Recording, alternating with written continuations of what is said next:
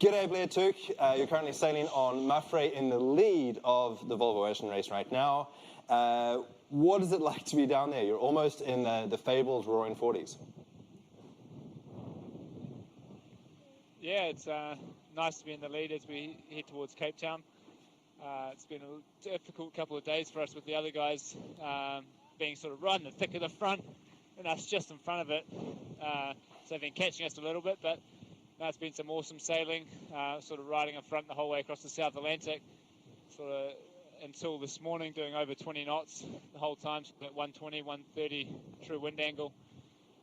Starting to lighten off and go aft the breeze now, so a bit more VMG.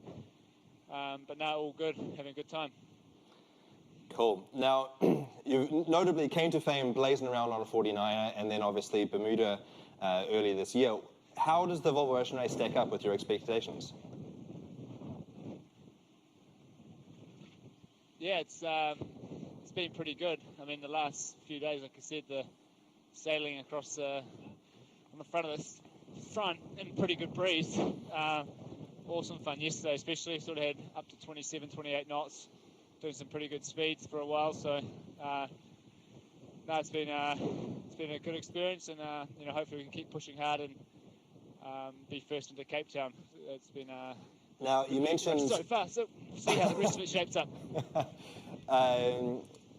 You mentioned that the Dongfang racing has been coming back at you a little bit. I'm looking over your shoulder right now, and they're about, what, 18 miles away, I think, something like that? How much does that concern you? Do you think that they're moding the boat in a different way? What are they doing to come back at you? Yeah, I think Dongfang especially, they sailed straight past those other guys, and in catching us, I think they outsailing the boat well. I think we maybe put the boat in a couple of wrong modes at times in the last couple of days, but for the most part, I think it's just been a bit of a breeze thing. I know they're definitely fast, but now we're into this sort of more VMG, or fast VMG downwind, and then we're into a transition, or jibe tonight into a transition, and then hopefully it starts coming back our way a little bit as we get into southeasters and towards Cape Town. So they're definitely fast, but we know if we still can't see them yet, and even if we can see them, we know we can stay in front of them, so we're all good. Nice to hear. Now, looking over my shoulder, as of this recording, you've been at sea for 16 days and 19 hours. This is the longest time you've been at sea in one stretch. What is it like to be constantly wet and cold? Cold now, but obviously you were overheating when you went across the equator. What's it been like to be at sea for so long? Yeah, it's been all good. It's been lots of different parts of the race, obviously. Pretty fast out of Lisbon, then into some trade wind stuff, and then a little bit of doldrums, and then quite a lot of trade wind south of the equator.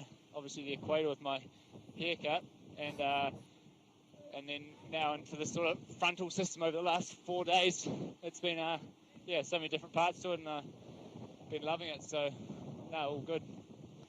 Now, do you reckon you picked up any speed with your racing stripes on your head, your haircut that you got from King Neptune? No, not much speed, I don't think. But just a bit of sunburn to start with. But no, it's all part of it, and nice to have my first equator crossing under my belt.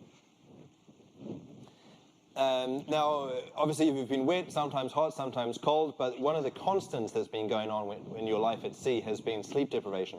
This is something that's relatively new for you. Can you talk about what it's like to sleep and live generally on board the Volvo 65s? Yeah, it hasn't been too bad for us. I think the first couple of days out of Lisbon with lots of jibes and breezy downwind was probably the hardest. And then at other times, sort of through the doldrums with quite a few sail changes, it was a bit tough. But then, the last week or so have been pretty good in routines. But yeah, it's certainly a couple of times been a bit tired and a bit sleep deprived, but it's all part of it. It's going to get a lot worse come the Southern Ocean and different parts of this race.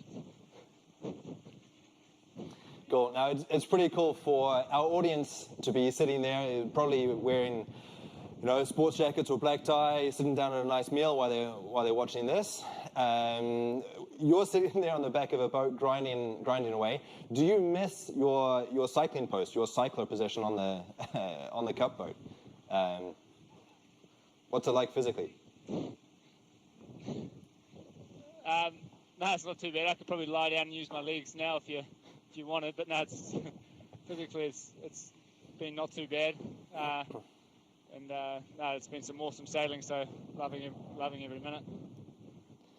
Cool. Now, a standard journalist type question that's probably going to be awkward to answer where you are now. You've had a pretty incredible 18 months with obviously the Olympics, the America's Cup, and now the Volvo Ocean Race.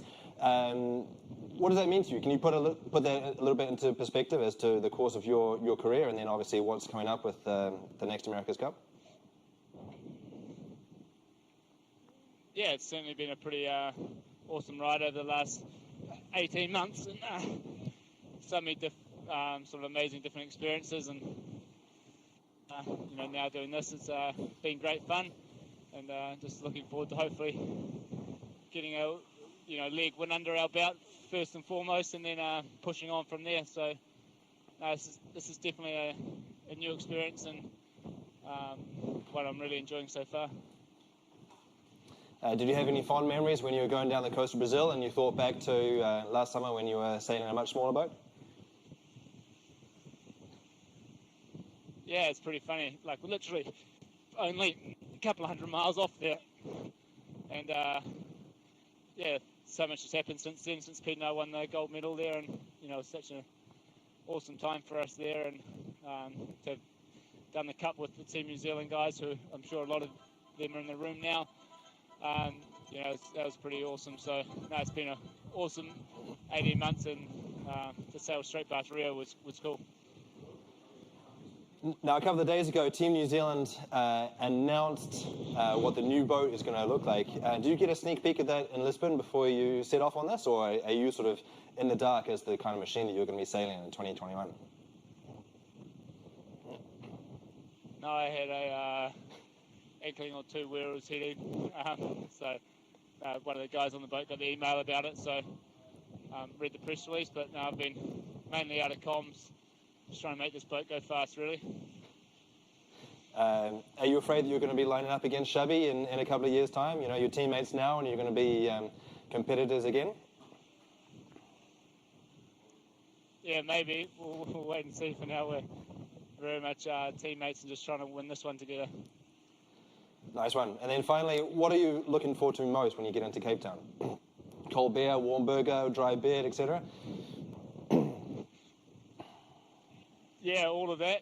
And I've never been to Cape Town before, so apparently it's an amazing city, so looking forward to getting there, maybe going surfing for a bit, and just trying to recharge before we head down to Southern Ocean. Leg 3 is going to be pretty awesome to sail to Melbourne.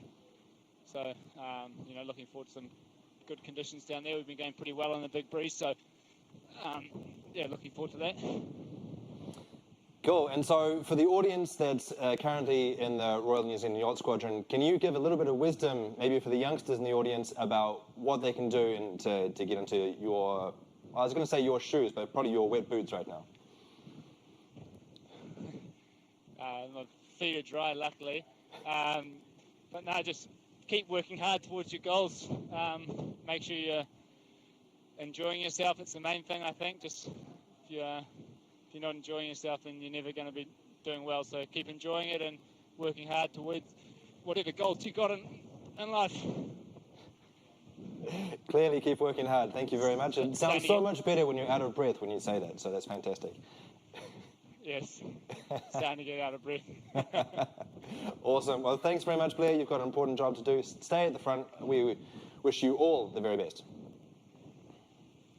Yeah, thank you very much, and hi to all my friends and teammates and everyone in the room there tonight. Hope you're having a great evening. We'll see you soon. Cheers. Thanks very much, mate. That's awesome.